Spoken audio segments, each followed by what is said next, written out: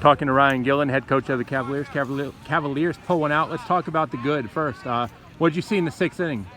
Sixth inning, I mean, we were getting guys on base all game, and then finally we got a big hit. I think Evan got us going there with the hit to drive in some runs, and I think that was a little bit contagious for us. We had guys have good at-bats, put balls in play, and then I think Brecken had a hit after that, and then we just kept putting balls in play and put some pressure on them. So finally came through. I think we left 11 guys on or something through the first 4 or 5, something like that. So I'm glad they I guess I'm not glad they waited till the sixth inning, but finally came through there at the end. When you see their defense struggling in that inning, how do you convince your guys, hey, just put the ball in play?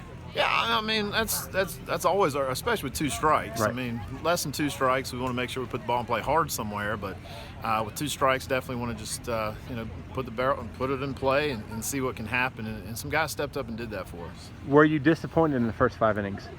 Probably disappointed in the number of strikeouts we had, and obviously they have some good arms there. But I mean, we had a lot of strikeouts with runners in scoring position with less than 2 outs. So that's probably the most disappointing thing. But at the end of it, I mean, it's a 7-inning game. You got to get 21 outs, and we stepped up in the 6th inning. Took some time to do it, but we finally got there. So I'm obviously very proud of that in the 7th inning.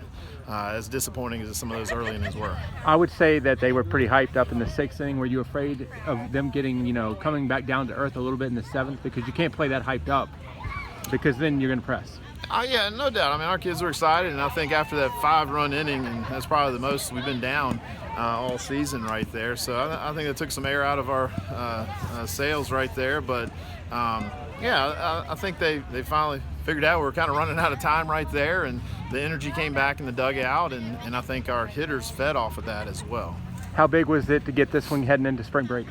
I mean, any Seminole District game is tough, so it's a good win. It's a big win. Anytime you win in the Seminole Districts, it's big. So, and finding a way to win, I think that's probably the biggest thing. This group's done a pretty good job of finding a lot of different ways to win, whether it's a 2-1 game or a 2-0 game, or coming back like they did tonight. And Wednesday we swung the bat a little bit better against Heritage that night. So we're finding a lot of different ways to win, and I think it's a sign of a good team. We got a long ways to go offensively for sure, but I think Luke, I think that's a missed part of that game too. He came in and kept us right where we needed to be and gave our offense a chance. Good or bad time to get a break? Well, I mean, we play on Monday, so but it's a school break. Yeah, it's a school break. You're getting kids out of routine. Yeah, definitely. I mean, we talked about that a little bit after the game, and I want them to be able to enjoy it. I mean, They are kids, but they have to make good decisions and don't risk anything that we've got going so far. But I mean, it's coming at a good time, about halfway through the season. It's almost like a bye week in football, if you will. But baseball is a game of rhythm, so hopefully we can stay with that. A little bit of practice tomorrow, and then a game on Monday, and then some things throughout the week, and we'll go from there. Geez, always appreciate it. All right, thank you.